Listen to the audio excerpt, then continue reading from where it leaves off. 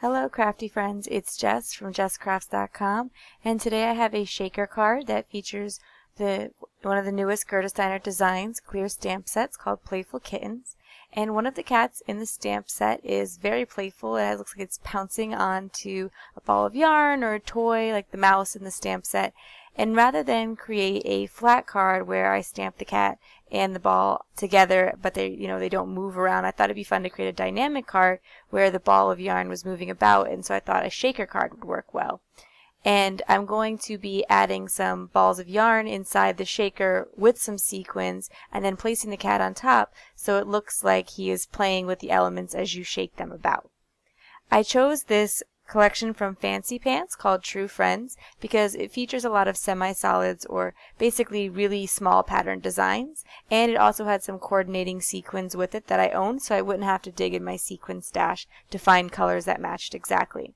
I'm looking through the scraps because I want something to stamp the balls of yarn on, and I actually decided on this little strip that has this triangle pattern where there's solid triangles mixed together because I could stamp in several different colors and get all of the colors brought into the card through the balls of yarn. And I'm going to be able to fit 2 yarn balls in each of the areas, and when I fussy cut them out, just to make things easier, I'm going to cut only the ball shape, and I'm going to cut off the little string that's hanging off of it. So I find one of the teals, one of the oranges, and one of the yellows. I'm going to create just 6 balls to go inside of the sequin shaker area, and in the end it might have been better to do a few more, but to be honest, I kind of just got tired of fussy cutting all of them, and because it is a little bit time consuming, but compared to the size of the die cut circle, I didn't quite fill it as much as I would have liked to. I've been experimenting with different ways to make shakers, and I'll be honest, I do get really frustrated making shaker cards. It's not something that I've perfected yet, but it's something that I'm getting better at. So I have cut a piece of pattern paper from the collection with the Lawn Fawn stitched rectangle die. And then I've cut some fun foam with the same stitched rectangle die. And I'm going to cut a circle in the center of the pattern paper and of the foam.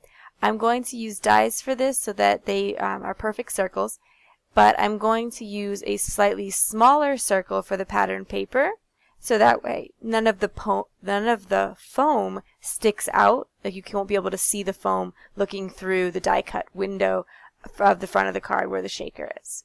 So I die cut through the foam. I actually have 2 layers of foam there because the foam I have is very thin. It's from the Dollar Tree. And then I place the foam on top of the pattern paper, place the die in between to make sure that it is centered and that it's not too far to the left or right, and then I'm going to take some micropore tape and tape it down just so that it stays temporarily. I want to cut off the edges of the foam because just like I don't want you to be able to see the foam through the shaker window, I don't want the foam to be peeking out of the sides of the pattern paper. And so one of the nice things about cutting it with a stitched rectangle die is that it gives you that stitch line, which is the perfect area to cut on because it's just like, I say maybe like a 1/4 inch from the side, something really small like that. So just enough that you won't see it, but not too much that you don't support the pattern paper on the front of the card. And with these foam pieces, I've tried a bunch of different adhesives, and I know some people have luck with the multimedia mat from Ranger, but one time I used that and then messed up my whole shaker card because it did not dry, I guess, as fast as I anticipated. So I use a really strong foam tape. Maybe something like red line tape would be a good suggestion. After I adhere all of the tape down onto the foam pieces so that I have those prepared, I needed to get some acetate to put over the shaker hole. And I have these hard plastic card protectors, which are not necessarily meant to serve this purpose, but it's something that I have on hand and I can trim it up and use it for shaker cards. And rather than buying special acetate to use for shaker cards, it's definitely better to just use anything that you have on hand. And like empty packaging, a lot of those are made with acetate. I know sometimes those can get scratched up, but I just encourage you to look for what you have, although I know you can also buy clear acetate sheets if you make a lot of shaker cards. I don't make a lot of shaker cards, so I've never bought any special material just for that. Luckily, these card sizes were also were wide enough to cover the circle that I chose to use. So now you can see all those fussy cut yarn balls, and I'm adding them first to the shaker card, and then I'm going to add in some of the sequins.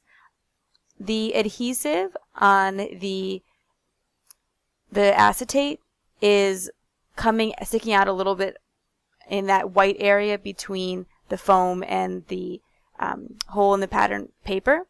And the smart thing to do would have been to dust that with a powder tool like which you use for embossing, and that embossing powder would ruin the stickiness of the tape that's sticking out there, and so then my sequins and my paper pieces wouldn't have caught to it, but I didn't think of that at the time. So before you add your sequins, if there's any adhesive still left on the acetate or around the shaker, my recommendation is to just take a powder tool or a little bit of baby powder, sprinkle it into the card, let it catch on all the adhesive, and then wipe the acetate clean again so that there's no powder left on the acetate, and that will just prevent everything from sticking inside the card.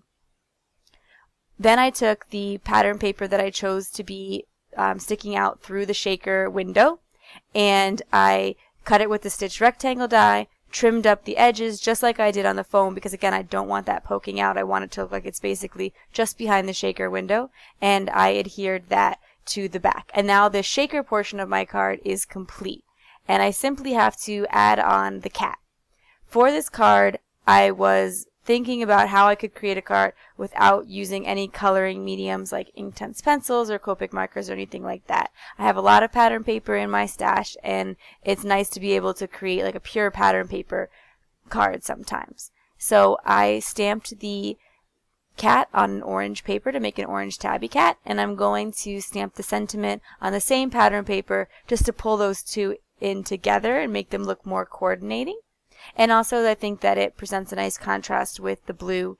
There was also a yellow pattern paper that would have worked, but I didn't really think yellow made sense for a cat, and so therefore I chose not to use it for my sentiment either.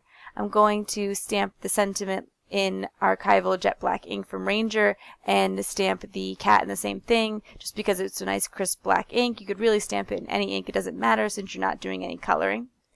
I get the placement for my sentiment by cutting the fishtails in the side and then seeing where I want it to be a little bit off to the right, because I know the cat's going to be a little bit off to the left, and so they kind of provide a little bit of balance. And I want to make sure one of the cat's paws is sticking into the shaker area so that it looks like he might be grabbing at some of the items inside of the shaker card. And then I'm just going to place that on a black note card, and that will be it for my card today. If you enjoyed this video, please give it a thumbs up. If you're interested in more crafty videos, you can subscribe to my channel. I'm going to leave links to the products in the video description below. Thanks for watching. Bye.